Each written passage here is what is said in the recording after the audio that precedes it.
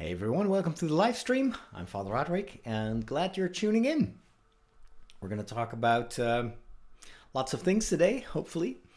But let's wait a couple of minutes until people have been able to log on and find the stream, because not everyone, of course, was notified.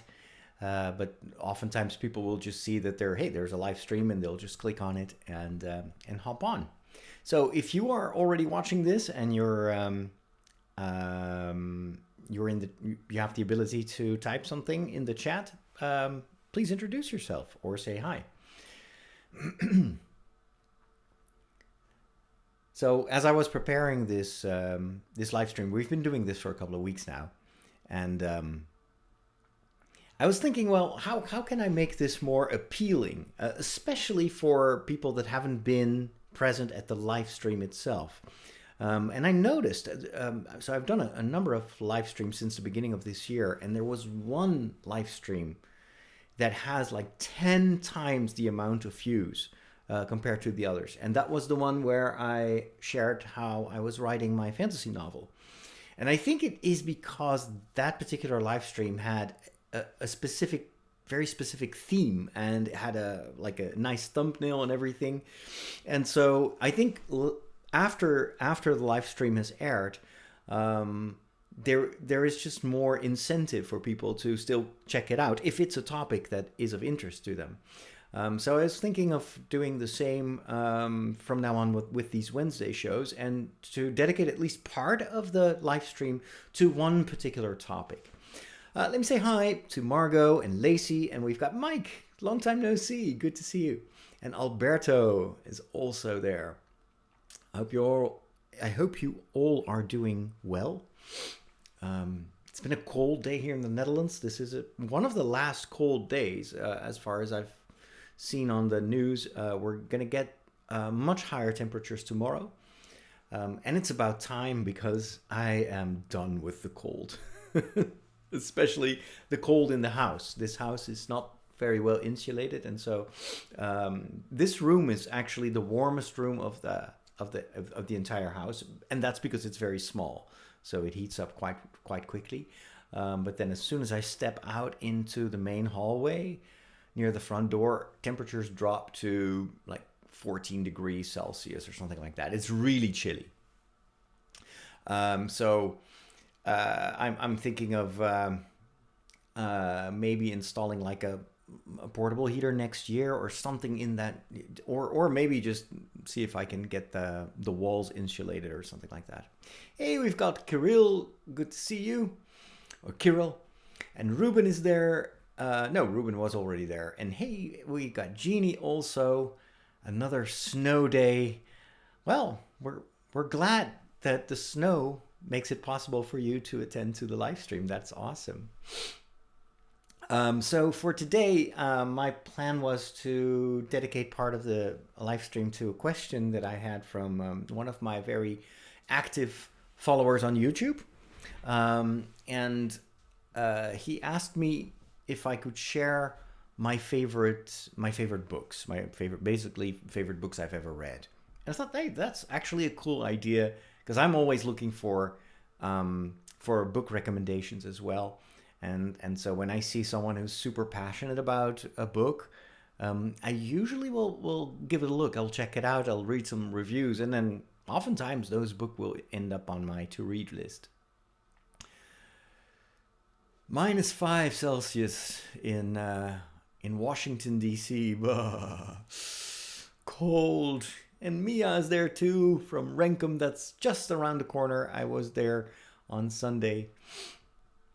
Yeah, I'm looking forward to springtime, seriously. Just for my overall well-being. When it's warm, I become more active. I have more energy for things.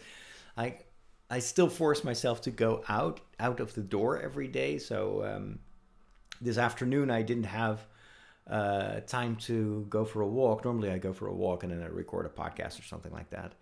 But I had a minor incident the other day, which is that the zipper of my trousers broke. And the trousers themselves are already pretty old. I think they're like 3 or 4 years old, and I bought them when I came back from or was it during? Maybe no, I think I bought them during the Camino, so they're really old. They're like 7 years old.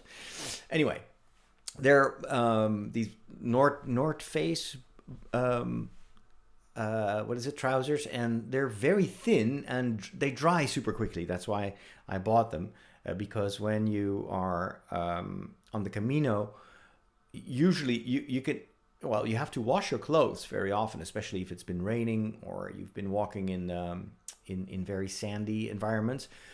But then you don't want a pair of trousers that takes 2 days to dry. They basically need to dry overnight. And these trousers that I bought were drying up super quickly, like 2 hours, and they would be dry. Even after a rain shower, they dry up so quickly while I was walking. And so I was a huge fan of those trousers. And then all my other trousers over time kind of were too used up, and I got rid of them. And so the walking trousers were the only pair that I had for 3 years now. And then just yesterday, the zipper broke and couldn't be repaired. So I brought it to the what is it, the clothes manufacturer here in the town. So he's gonna put in a new zipper for $17, which is, I guess it's cheaper than buying a new pair of trousers, but still. But then of course I had no spare pants, and I was like, okay, I probably don't want to go walking around in my pajamas all day long. Thankfully I had some what is it, like running trousers. So when I go out for a run, I put on these when it's cold, of course. I have these trousers, and they cover your legs, but they're very like super tight. So they don't look like regular trousers. They look really weird. And so I was okay. Well, that's the only pair that I have, and I need to go to a store to buy new ones. So I basically put on my big overcoat, my Harry Potter scarf, hoping that nobody would look at my knees, because my legs that were sticking out of them, it looked as if I was walking in my pajamas or leggings or something. It looked really stupid. And then on my way to the tailor, I wore those same pants, actually, the running pants. And so after lunch, I rode my bike, because here in town there's, I think, only one store that sells clothes, and it's kind of more the fancy stuff, because this is a village where people are relatively rich. So there's definitely not a place where I could buy. Well, and no, there's this discounter as well, but those trousers looked like you could wear them for 3 days and then they'd be ready to be thrown away. So I didn't want to spend any money on that. So I biked to Ede, which is about half an hour from here. Went to the store where I had bought my previous pair of trousers, and I bought the identical trousers. Like, I have no time. There are few things that I truly hate in life, and buying clothes is one of those. I was like, I really dislike it, and it's probably some kind of childhood trauma. I'm not sure, but so I knew exactly what pair I needed. I know the quality is excellent, because of course I've been wearing these for 4 years, and the only downside is they're very thin. So because they need to dry very quickly, so usually during the winter I've add an extra layer of thermal underwear, so that you have that, and that actually has worked fantastically. So so there you go. I'm walking around in regular pants, and next week, when the zipper is repaired, I will have a second pair of pants. I've never had so much luxury in my life before. Ooh, it's minus 17 Celsius in Nebraska. Oh my goodness. Minus 26 Celsius with wind chill.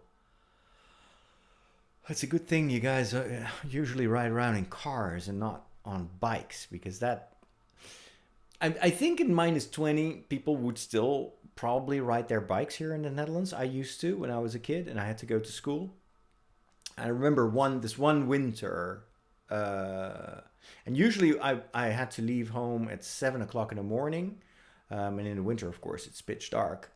And then it was about a 9.5 kilometer bike ride to school, and I remember that one night it had snowed and it was freezing and it was -20 outside. It was one of the coldest rides in my life. And I've had a bit of a problem last year. Was it last year? Yeah, I think last year in January. I had to go serve Mass in a town that is quite far from here. I think it's about 45 minutes by bike. And in order to get there, you have to go straight through the countryside. So it's very unprotected. And that day it was very cold and there was also a lot of wind. And I had frostbite. So my toes on both of my feet were half frozen, and I've had a lot of pain in the weeks afterwards. And actually, I had the same problem this January. Not even because I went outside, but it was because here in the house it was so cold that just my toes just were damaged. And so, yeah, that's why I don't like the winter. I just want springtime. I'm not made for this kind of weather. Normally, I could just plan a week in Rome or something like that to warm up. But Rome, apparently, from what I've heard, is pretty busy right now because of the Holy Year. And the hotel prices are through the roof. So I'll probably skip this year and wait for next year.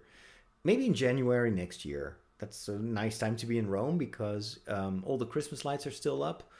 But at the same time, the rush of the holiday season is over. So you can book hotel rooms actually for not much. And then, of course, you have the city for yourself. Yeah, sometimes on a bike and when it's super cold. Yeah, it's hard to breathe. Yeah. Well, we wear scarves and everything, and usually I have a lot of layers on when I go outside, except for when I'm running. So that's why it's one of the reasons that I always skip the Tuesday evening runs in the winter, because it's just too cold. I cannot stand it. And I'm running because I like it. But that cold is just, it's not fun anymore. So I stay home. It's a bit of a cop-out because a lot of my running friends are going, but I was like, no, not for me. And then you also run for 2 hours in the dark, and you have to wear these fluorescent shirts, and then you have the LED lights, and it's just depressing.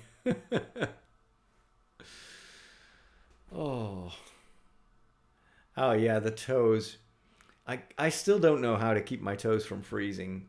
Last time I went on a bike, I wore 2 pairs of socks, like one regular pair, and then I had these woolen socks that I had worn on the Camino, because I walked the Camino in April, and especially in the north of Spain and in the Pyrenees during the first leg of my journey.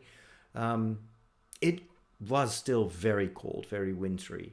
But here I was wearing the same socks, and it didn't prevent me from getting frostbite. So, oh well. Hey, I think I'm gonna share my favorite books. I'm gonna do a little bit of an intro, so that later on I can take that part of the video and maybe repost it or edit it a little bit. I don't know. The other day, one of my followers asked me on my BookTube channel to share my favorite books. And I immediately loved the idea, because that's the kind of videos that I love to watch myself. I'm always on the lookout for ideas of what to read. And especially if someone is sharing her or his favorite books, you always see that enthusiasm. And that gets me all excited about the books. And I Google them, or I'll read some reviews on Goodreads. And oftentimes those books will end up on my to-do and to-read list as well. So I figured, you know what? I'm just going to share my favorite books. Now, this is a bit of an eclectic list because I started reading in primary school and I never stopped. I grew up basically more in the library than at home.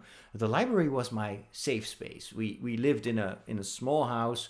I've got a brother and a sister, and my brother and my dad were always playing music. My brother loved to play the piano. My dad played like the bagpipes, and he had a church organ in the attic. But it was a house built in the 70s, so it was like there was no sound insulation at all. So oftentimes I would just get overwhelmed, and I would just flee to the library. And I remember how much I loved the silence in the library, and I would just crawl into a corner, get a few books, and I would read until they would kick me out. And so some of my favorite books that are on my list today are from those days. And they are favorite because they're excellent books, but also because they remind me of one of the most wonderful times of my childhood, which were the reading times at the library. And I kind of miss having a cozy library. So of course there's a library in my town, but it's a lot more modern now. And I've been to a lot of libraries, and I don't know, they don't do atmosphere really well. But my library when I grew up was really cozy. It was in the 70s. So they liked all the kind of brown and orange colors. And so even the colors felt cozy. I don't know. It's just reading is, for me, is pure coziness. And so I've kind of recreated that atmosphere here in my own house. So I've got a little hobbit corner in my living room, and it's got a nice chair, like a leather chair that is super comfortable.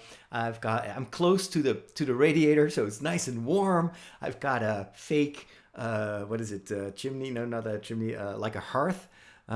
So I put on the little fake flames and then a cup of tea, and I'm no longer in this world. I am in my happy place. And so a lot of the books that I'm going to share with you are books that have made me very happy, and a lot of them I've actually read more than once, because books have this magical quality of bringing me back to that state of mind. And so there are books that I reread just to feel the way I felt when I first read the book.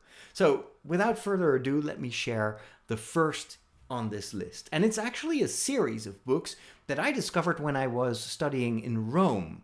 And I was very late to the game because the entire world was already reading this book or these books, but I just discovered them thanks to a movie in the center of Rome. And a good friend of mine took me there, and he said, "This is a movie, you have to see this." And I was protesting, and it's a kid's movie. He said, "No, don't worry about it, it's fun." And it was dubbed in Italian, but it was an English movie. And of course, I'm talking about Harry Potter. And so that is how I got into Harry Potter. I watched that movie, and Harry Potter was speaking Italian, and I didn't like that so much, but I loved the movie, and so I rewatched it in English, and then I started reading the books, and I couldn't stop anymore. It was so incredible. And even though especially the first books were written for kids, they had that same quality that the books that I read in my childhood. It was this sense of wonder, what I loved about the Harry Potter, especially the first few books, was that it took place in our own world, in the regular world, but there is this magical layer that is hidden underneath it. And those were books that I personally loved the most when I was a kid, because those books made me believe that the world wasn't as boring as I thought, and there was always magic somewhere in the air, and those books made me dream about all these hidden these hidden layers of reality. I don't know. It just gave depth to my life. So, and I remember continuing to read, even though I had already finished my studies in Rome, and I came back, and then every time a new book came out, over time, gradually, the books, of course, started to mature, and there were some books in there that I did not enjoy very much. I specifically remember The Order of Phoenix, which I felt was so long and pondering, and it felt to me like that book needed much more editing, and maybe could have been like 2/3 of the size. But all in all, an incredible saga, so much fun to read. Number 2 on my list is from an author whose books I devoured as a child, and in many ways, the Harry Potter books reminded me of those stories. And I'm talking about Roald Dahl. Roald Dahl was a very popular writer when I was young. He was read both by children and by adults. But he was most known in my country for his children's books, specifically Charlie and the Chocolate Factory.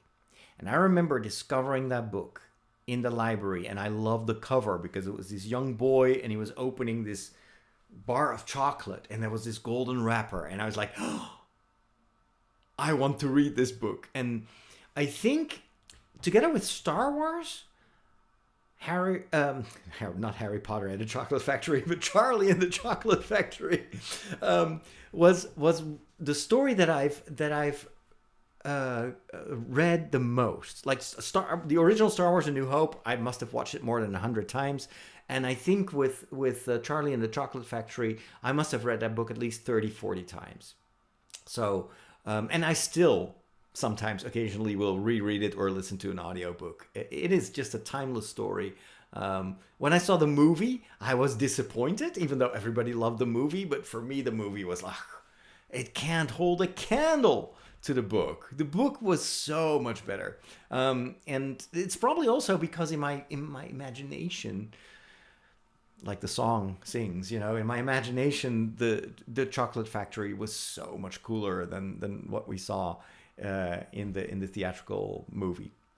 Anyway, I did like the Wonka movie, however. That movie for me had much more of the kind of the flavor, no pun intended, of the original book, much more than the 2 movies. Another book, I'm just gonna tie it to Roald Dahl's Charlie and the Chocolate Factory. Another book that I read a little bit later in life, but I loved it, was I think it's called The Wonderful Life of Henry Sugar. It's actually not really a book, it's more of a novella. It's a short story about this guy who is just very materialistic and superficial, and he always is looking for ways to make money. And then because his life is so empty, he decides to look for something else or something more, and he gets into contact with this guy who is able to see through things. So he teaches them. I think it's kind of like a guru from India or something like that, and he teaches Henry Sugar that if he concentrates on a flame over time, he will be able to see with his third eye what's on the other side of whatever is hidden. And so he uses that to see the other side of cards, and he goes and gambles in all the casinos, and because he is able to see the back of the card, he wins millions and millions. But of course, money doesn't make him happy at all.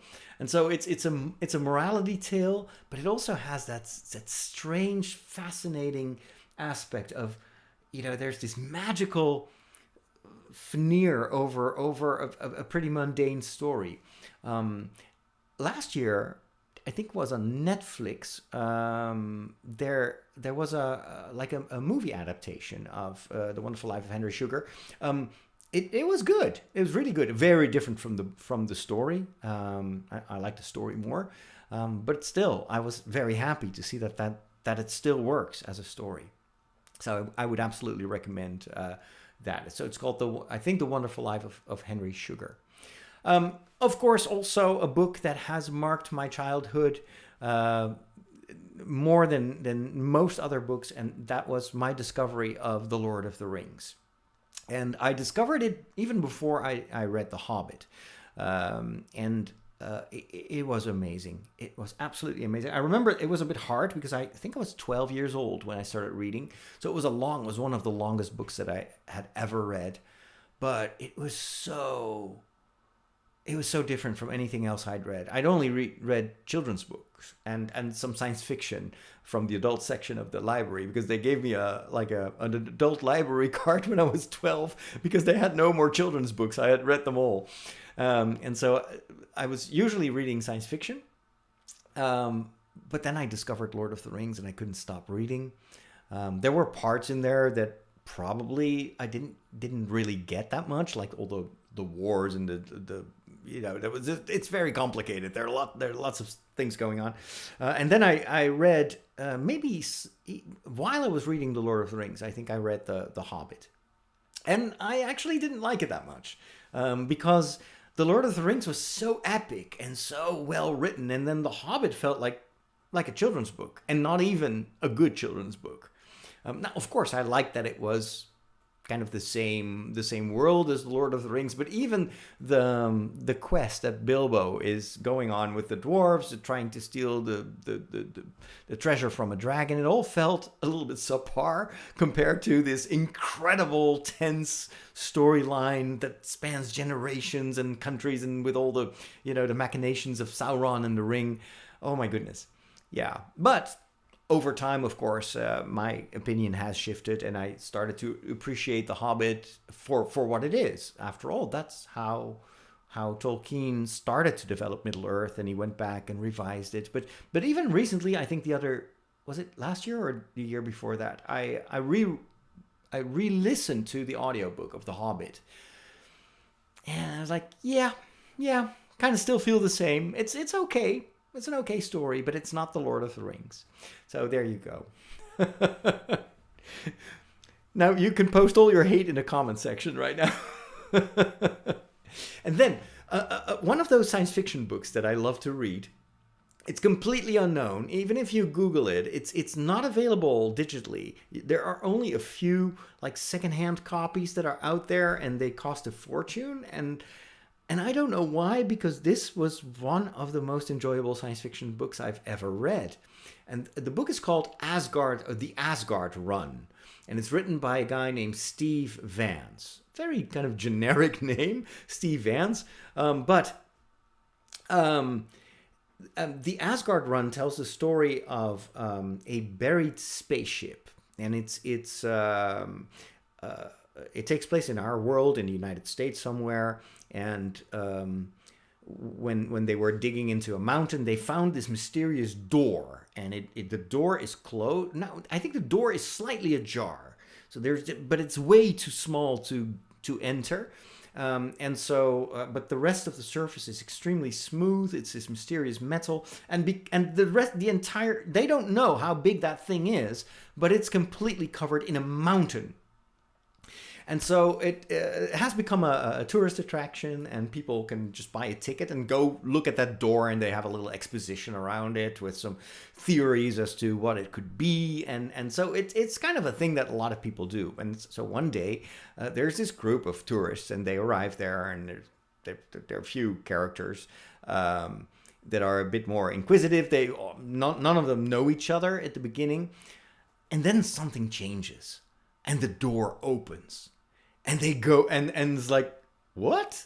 And they go in, and I think the door closes or something, and then they're trapped in the ship. And the ship is trapped in a mountain. And then the entire book, and this is why I loved it so much. It's like what's the movie? The Poseidon Adventure? I should ask Mike Kuipers, who's in the chat, and he knows everything about these older movies. But isn't there a book about a sunken ship, and then people have to go from one side of the ship to the other in order to escape? Well, this is basically that, but then it's a spaceship, and it's in a mountain. And the spaceship is like the size of I don't know, 5 Titanics. It is enormous, and it's still operational.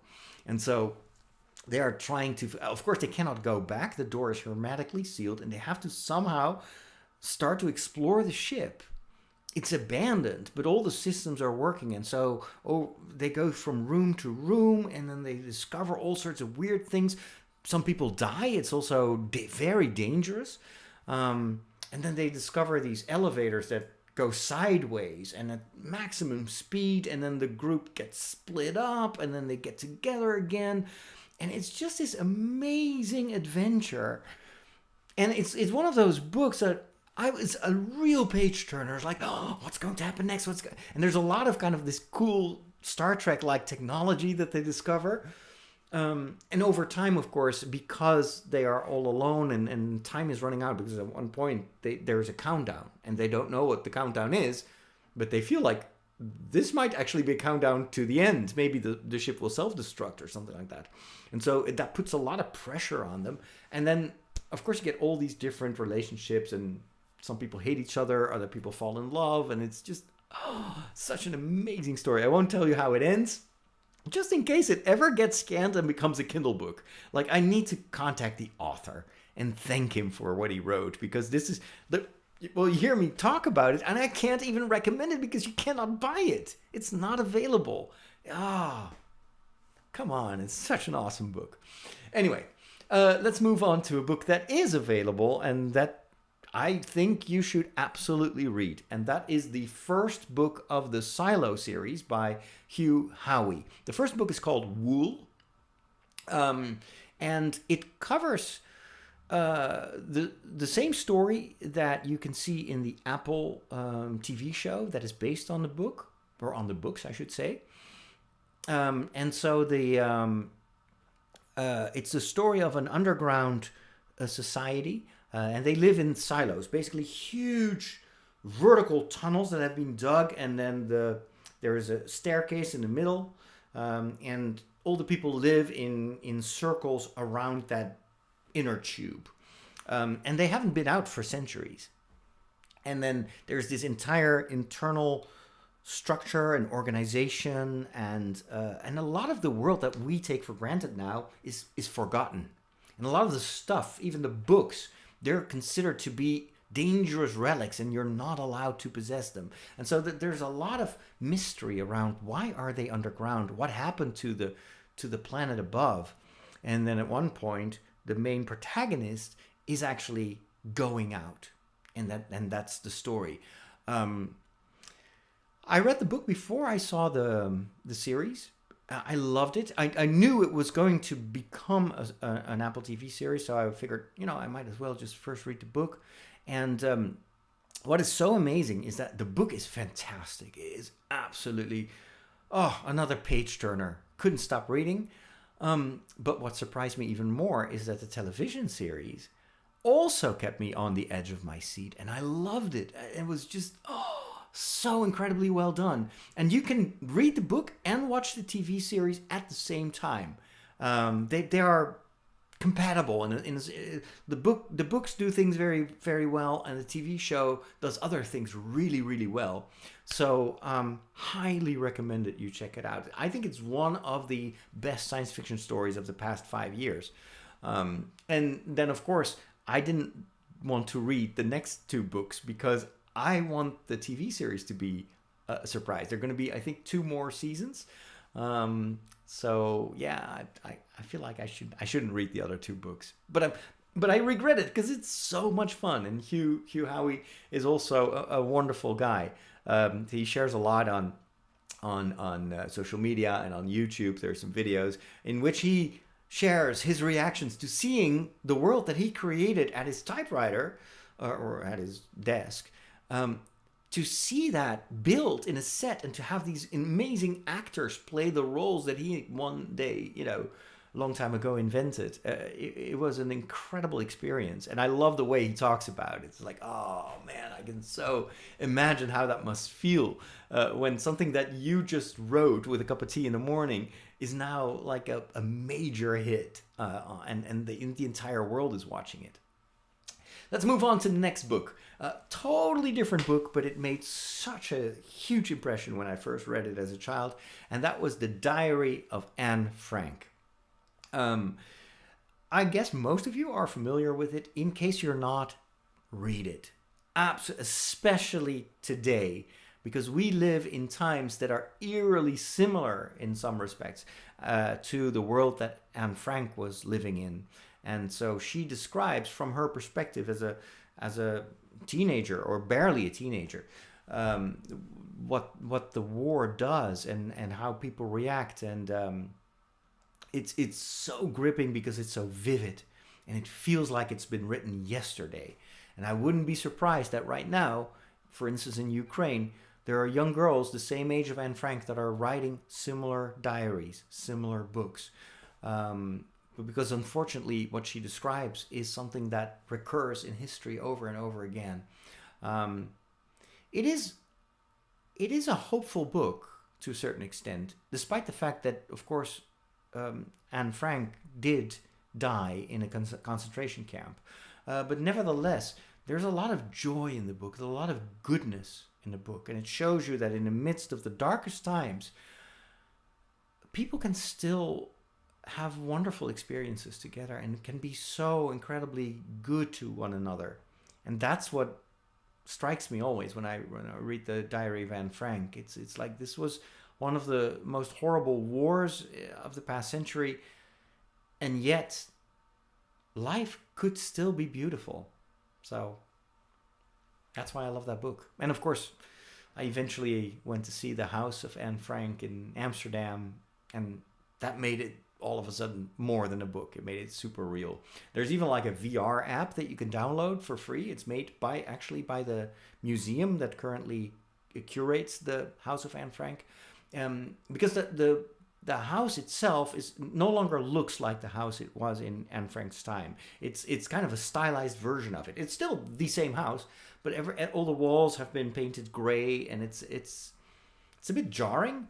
But the VR app allows you to walk around in the house as it truly was, and it's insane. Yeah, like you're there. You look around, you see the house exactly as it was. Stunning experience.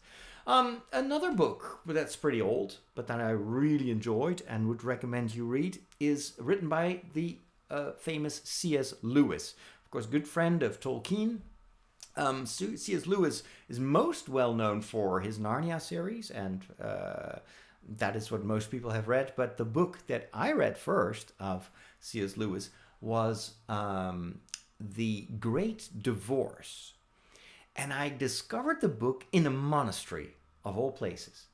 So back then I was in seminary in the French part of Belgium. And oftentimes we would go on these compulsory retreats. And I usually didn't like them because those retreats were in silence and it was kind of boring. And we would have all these, I don't know. My ADHD did not appreciate that kind of environment. And so with some friends, also other seminarians, we sometimes would book our own retreat, and we would go to this tiny little monastery in Belgium with some really nice guys that were living there as monks. I think they were Benedictine monks, but it was a very small community. So and you felt like really you became part of the community while you were on a retreat. So very different from the big monasteries that I was used to going to. And I remember every day the abbot would just speak with us for about an hour, and he would just share his life and the things that he discovered, and we could ask him anything. And at one point, I think we were talking about heaven and eternal life, and of course, at the time I was studying philosophy, so I had a very intellectual approach to all that. And then he mentioned this book. He mentioned The Great Divorce, and he said that this is something that really changed his mind on heaven and purgatory and hell, because he said what C.S. Lewis does so well is to show that it's not God who sends people to heaven or to hell or puts them in a waiting room, the purgatory. No, it's actually the people themselves that decide where they go. And believe it or not, the people that are in hell want to be there. They don't want to go to heaven. And And the way in which Lewis makes that clear is the story is so different from, now you think it's like a theology book or a religious book, but it's actually a book about a bus stop. So it starts in this very gray, rainy city where everything looks drab. There's almost no color, and people are waiting for the bus to arrive. And it takes a while, and at one point the bus arrives, and they get onto the bus, and then instead of moving horizontally, the bus moves upwards. And then the first people already start to complain. Why aren't we staying in this city? Where are we going? We want to go back, etc. And then they arrive in a very strange landscape, and then it becomes more like a fantasy story. So the bus stops, and they're surrounded by grassy fields, and there are mountains in the distance, and it is dawn, but the sun is not up yet. I mean, you can see that the sun is behind the mountains, but you can only see the rays. And so everything has this very fresh, early morning, springtime feel to it. But it's still a bit chilly. And then the people are invited to get off the bus. And the protagonist, or the main character that we're following, he steps onto the grass, and the grass goes straight through his feet. It's like, what is happening? And so he has no consistency. Even the grass is stronger than he is. And then I won't tell you the whole story because it's way too amazing to read it for yourself. But then there are these luminous figures that approach him and are inviting him to come along with them. And then you see all the different reactions to that. And there are actually a number of people that do take the bus back to that horrible, dreary city. And then, of course, beyond the mountains, that's probably heaven. And it's such an incredibly well-written story. You can read it in a few hours. It's not very long. But what I loved about it is that it has both this personal angle to it, like you are the one who decides your eternal future. God cannot act beyond your free will. But that's the drama. We have a free will, so we can also choose against God. And God has to allow that. So hence the idea that hell is an option. It's a possibility. We have to postulate that hell exists because we, as free human beings, have, theoretically at least, the option to completely reject God. And to live a eternal life without God is hell, because we're not made for the absence of love. We're made for love. And so if the love is not there, then we suffer. Anyway, there's a lot of theology, but it is not at all a theory in the book. It's a story that makes you see all of a sudden like, oh, brilliant. It's so well done. And of course, it's an analogy. It's a metaphor. It's a story. It's a fairy tale. It's not meant to be theology. But it was one of the most original takes I've ever seen or read on eternal life. So go check it out. It's called The Great Divorce. Then, totally different type of books, but boy, oh boy, have I read these with so much excitement. And I actually I've read them 3 times now. It's a trilogy of books written by Blake Crouch. If that name rings a bell, it may be because you have Apple TV Plus. And what was it? Yeah, last year, there was a new science fiction series called Dark Matter, written by Blake Crouch. And that was actually a big hit for Apple. It's also an amazing story. But that wasn't the first story that I read from Blake Crouch. I read the Wayward Pines trilogy. And it is, if you've seen The Truman Show, imagine The Truman Show, but then dark. And no Jim Carrey, but it's kind of similar. This guy wakes up and he is in a town and he doesn't know who he is. He doesn't know where he is. And bit by bit, he discovers that he is actually in a in a bubble. Like the entire town around him is like in the Truman Show, everybody plays a role.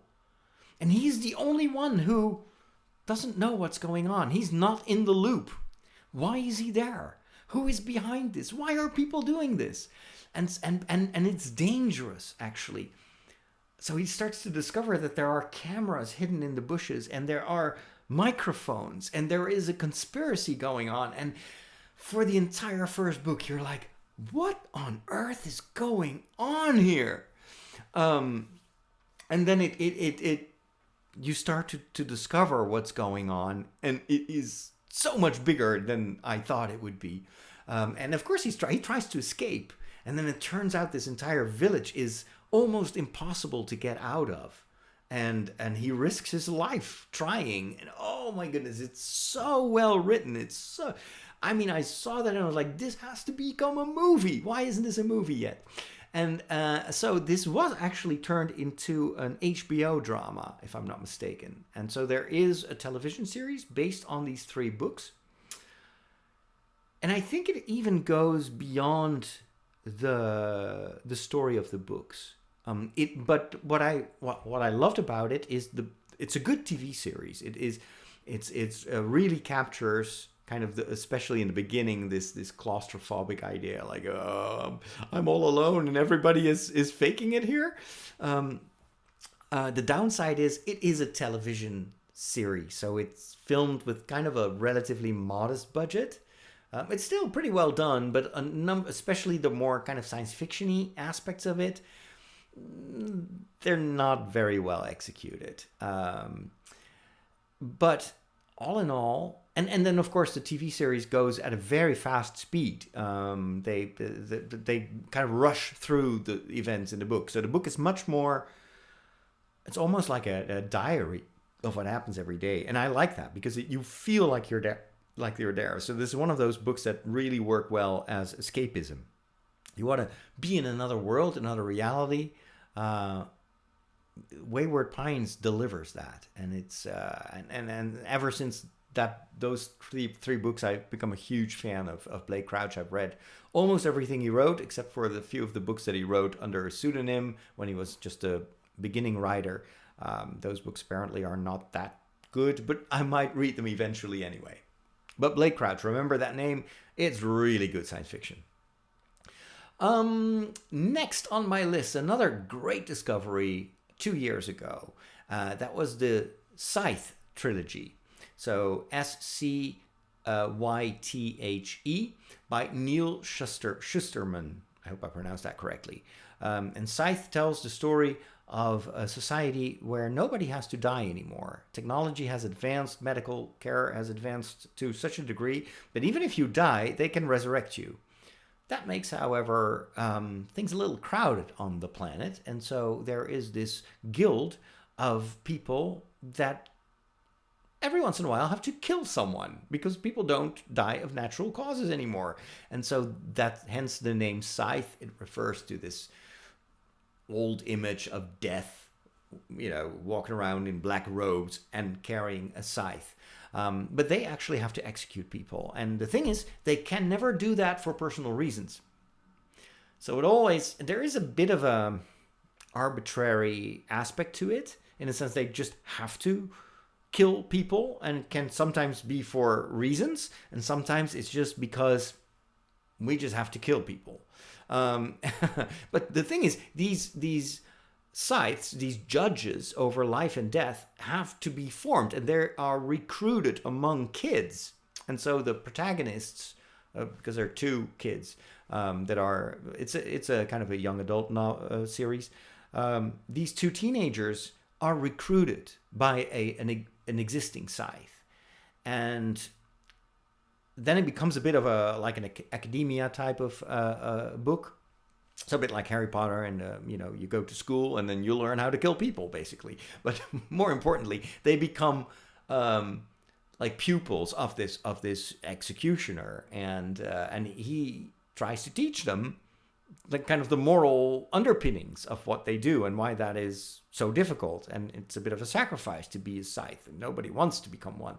And so it's gripping. It's very gripping. It's a very original concept. It does have a bit of that kind of like future noir aspect to it, but because it's told from the perspective of these teenagers, it kind of works, even as a young adult series. I've only read the first book, I have to say. I still want to pick up the other two. But after the first book, I was like, okay, I love this. Great concept. But I have other stuff to read right now. So it wasn't like the Wayward Pines trilogy where it was like I finished the first book and I was like, okay, book number 2, book number 3. Wait, there are no other books. And then, of course, in the same vein, I cannot fail to mention this one because I enjoyed it so much. I read it twice. The entire Hunger Games series by Suzanne Collins. This was not the first young adult future book, but it definitely was the most popular one, and it became the first of a trend of stories like this, like Divergent, and you had the Maze Runner, and all those books are kind of spiritual successors, you could say, to the Hunger Games. But Suzanne Collins, I think, did it better than anyone else. I also really appreciate why she wrote the books. The books are not just entertainment; they are a warning, and it shows in a imaginary world, of course, certain trends that she sees in society and things that lead to war and what that does to people. The cruelty also of people with power and money, and how that can completely destroy your moral compass. And so there is this interview. So I first read the books and then I listened to the audiobooks. I watched the movies. I have the movies on Blu-ray and I watched them over and over again. I think they're so good. But at the end of the audiobook, there is a pretty long interview with Suzanne Collins in which she is asked about her motives and how the books came about. It's an amazing interview. Highly recommend it. I also really loved the more recent movie based on the prequel books that she's currently writing. So there are 2 books out now, I think, of the story, kind of how the Hunger Games came to be. And that first movie was pretty good as well. I really enjoyed it because it shows the genesis of the bad guy in the Hunger Games, who doesn't start off as a bad guy.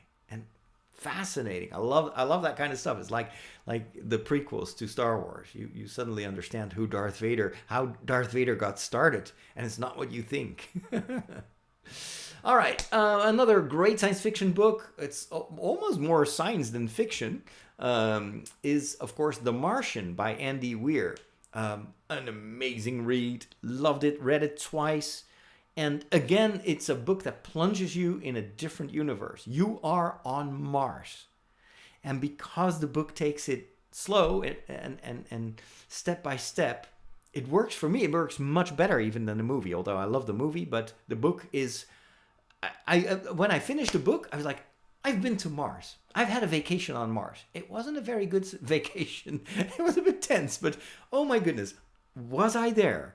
And so that for me is probably one of the recurring aspects that make me want to come back to certain books. It is if books succeed to plunge me in a different world for the time that I'm reading. Whether it is The Lord of the Rings or The Martian or Wayward Pines, even Silo. The Silo books do that as well. So highly recommend it. Then a fun book, which also should be a movie. And I think they were actually planning on turning that into a movie or TV series, but I think it's been shelved. Why? It's by John Scalzi. And the book is called Red Shirts. And the Trekkies will, of course, immediately think Red Shirts, Star Trek. Yeah, definitely, because this is a story about extras in a science fiction television series, like Star Trek. It's very similar to Star Trek. But the Red Shirts, just like in the original Star Trek series, are usually the dispensable characters, the ones that die on an away mission. The thing is, these characters don't know that they are extras in a TV series. And they're not, it's not, the book is not about the actors playing the extras. No, the book is about these fictional extras. And so it is as if there is an alternate reality in which everything people are watching in the TV show is actually real. There is a reality to it. And so they discuss amongst each other, wondering why they never get promoted. Why can't they go on an away mission? And then some of them start to discover that, wait a minute, we're characters in a story. This is, our existence is fictional, and yet we are real. And what? It is so incredibly well done. And I feel like a lot of the interaction and the humor in the book really reminds me of Lower Decks. If you've ever seen the animated series about Star Trek. It's the same idea. And I wouldn't be surprised if Lower Decks actually was inspired by Red Shirts. But it's Scalzi does an amazing job in making you immediately picture Star Trek, but he doesn't mention the word Star Trek at all, obviously, because it's copyrighted. He would be in huge legal trouble if he would have done. But if you read it, you know, it's, yeah, this is about Star Trek. So incredibly well done. So much fun. And then I want to end my list of favorite books with a book that I read 2 years ago. And it was one of the longest books I read. But man, was it good. And it also really inspired me in the novel that I'm currently writing. Not that I pretend to be able to write a book like the one that I will mention in a minute, but it takes place in the Middle Ages, and I really loved the way in which the book transported you into those times and made you feel like you were there. Again, same theme. The book puts you in a world. It's like a time machine, and you are in the Middle Ages for the 5 days that it took me to read that book. So the book is called Pillars of the Earth. You probably have heard of it. It's written by Ken Follett, who actually wrote a number of these historical fiction books. And it tells the story of how the cathedrals got built. And before you say, oh, boring, whoa, is that a riveting tale? Because it's told from the perspective of a builder, of one of the guys who is contracted by a local bishop to build a cathedral. Or at first, in fact, he just builds a church. But he's really good at it, and he's innovating, and he comes up with these new architectural ways of making the thing bigger. And then there's this bishop, and it says, do me one of those, but then twice as big. And there is drama. There is like this incredible fire at one point. People die. It is a roller coaster. And there are some time jumps in it as well that totally took me by surprise, where all of a sudden you're like a different generation. Because, of course, building a cathedral took sometimes more than a century. And the book brings you along in that process. But it's as if you have been there on the spot and you see how these things were built. A few months ago, I built the Lego set of the Notre Dame. And I was constantly thinking of that book. And I even though I was just building with Lego bricks, I was like, oh, this is, I'm building a cathedral. Such an awesome book. Pillars of the Earth by Ken Follett. And that concludes my list of my favorite books. I hope you enjoyed it. I'd love to hear from you in the comments which books you have read and if you concur with me. And if you have other books that are part of your favorite, if you had to make like a top 20 of your favorite books, which books would feature in there? I really love the recommendations. So thanks for sharing in advance. And if you like this, make sure to give this video a thumbs up and consider subscribing to the channel, because I might not do a big one like this, but I will do my little top 3 and top 5s in different genres maybe every once in a while. If you want me to, let me know. Talk to you later, and thanks for watching. All right, dear people in the chat room, I'm so sorry that I completely ignored you, but that was because I was kind of trying to do this as one story so I can repost this on the book channel. I hope you'd like this. It was a bit longer than I anticipated. I thought this would be a 10-minute segment, but yeah, 45. My background has changed a lot. Yes, we've got Baby Yoda there.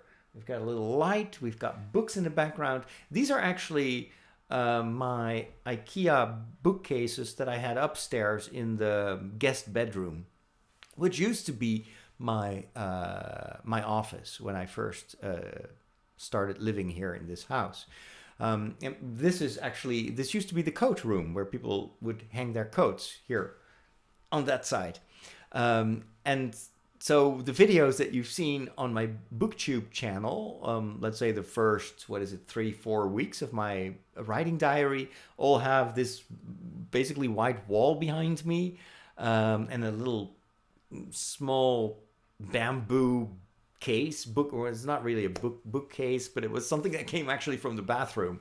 But I wanted something in the background, so I just kind of makeshift, and then I used some colored lights to at least kind of brighten it up a little bit. But my plans with this channel, with the BookTube channel, are have become more ambitious, and I really want to build this up as a BookTube or Book Talk channel. And so I figured it needs to be instantly recognizable as a set of someone who loves books. And that's when I decided last week actually to carry these bookcases down the stairs and place them in a little bit of a corner here in the background. And then I installed a camera so that I can do the blurry background. I've got a new microphone. So I'm pretty happy. This is really, it's actually looking better than I thought it would be. So let's see.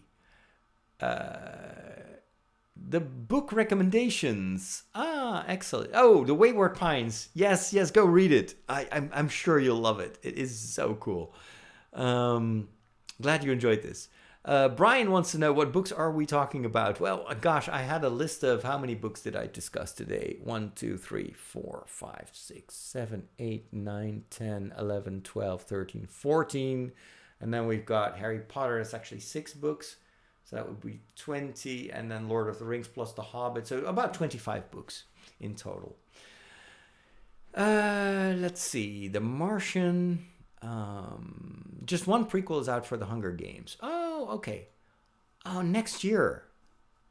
About Hamish. Oh, nice. Nice. I really like the Hamish character. He's probably going to be recast, I suppose. But awesome. So they're going to do both the book release and the movie at the same time. Okay. That's interesting. I would probably release the book first and then have the movie. I don't know. But it's all marketing. Let's see. Red Shirts. Marion now has a couple of new books that she wants to check out. That's awesome. Woody Harrelson. Harrelson, yes. Harrelson Ford. A Talent for Murder by Peter Swanson. Okay. Is that like a murder mystery then? I've never heard of that. Let me look that up. So it is A Talent for Murder. Okay.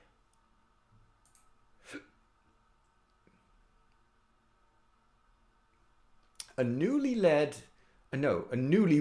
librarian begins to suspect the man she married might be a murderer in this spectacularly twisty and devious clever novel by Peter Swanson, New York Times bestselling author of The Kind Worth Killing and 8 Perfect Murders. Okay, let me read the rest of the premise. Martha Ratliff conceded long ago that she'd likely spend her life alone. She was fine with it, happy with her solo existence, stimulated by her job as an archival librarian, constantly surrounded by thought-provoking ideas and the books she loved. But then she met Ellen, a charming and sweet-natured divorcee With a job that took him on the road for half the year. When he asked her to marry him, she said yes, even though he still felt a little bit like a stranger. A year in, and the marriage was good, except that for that strange blood streak on the back of one of his shirts he'd worn to a conference in Denver. Her curiosity turning to suspicion, Martha investigates the cities Alan visited over the past year and uncovers a disturbing pattern: 5 unsolved cases of murdered women. Is she married to a serial killer, or could it be merely a coincidence? Unsure what to think, Martha contacts an old friend from graduate school for advice. Lily Kintner once helped Martha out of a jam with an abusive boyfriend, and maybe she has some insight. Intrigued, Lily offers to meet Alan to find out what kind of man he really is, but what Lily uncovers is more perplexing and wicked than they ever could have expected. Ooh, that's a very good summary. Makes me really intrigued. I'm curious, I don't think you said it. Which of the 7 Harry Potter books is your favorite? Oh, that's a hard one. I would say, just like with the movies, The Goblet of Fire. The Goblet of Fire for me has both the magic, the kind of this what I loved about the first few books, especially the first book. So it's really a magical event, and then there's all these different schools and stuff. But it also has that darkness and that scary stuff happening in the maze at the end. That book was so incredibly cool. So Goblet of Fire. Same thing with the movies. Goblet of Fire is my favorite one. And then the first one, obviously. But pretty cool stuff. All right, Pillars of the Earth, one of my absolute favorites, says Mona. That's so cool. It is absolutely worth your time. I was a bit apprehensive because it's such a big book, and I was trying to read 150 books that year. But I'm glad I sacrificed some speed to reading the whole thing, because it's very immersive. Loved it. Hey, ladies and gentlemen, it is time to wrap things up. Thank you so much for stopping by. We'll do this again next week. If you have any suggestions as to what the topic could be of next week's live stream, so we'll do a little bit of chatting, but I kind of like to have one topic to discuss. Just leave a note in the comments, or if you're one of my patrons, one of my supporters, you can always post it on the Discord. Oh, before we go, let me invite you to my Discord server, because we have a Discord server and it is actually open to people that watch the live streams. Let me give you a link so you can sign up, and it's really coming alive. I love how we have this kind of really open space for people that know me through TikTok and YouTube and stuff, where we can talk about the geeky stuff, but also about writing. And that's where I post, like, every time I do a video or a podcast, I post it there, because a lot of people have no idea that I'm posting sometimes multiple things every day. So it's also just as a place where you can find all my stuff. Let me see, where is the Discord link? Discord. Boy, oh boy. Oh, here it is. All right, so I'm gonna paste this in the chat, and you can just click on it, and it will sign you up for the Discord server, and also will give you a role, so you'll have access to certain sections. So here you go. You can use this one to join my Discord, and I hope you do. Let's continue the conversation there, and that's also where you can give me ideas for other live streams in the future. So have a wonderful, we have cookies as well. Have a wonderful rest of your evening. It was fun, and we'll talk soon. Take care.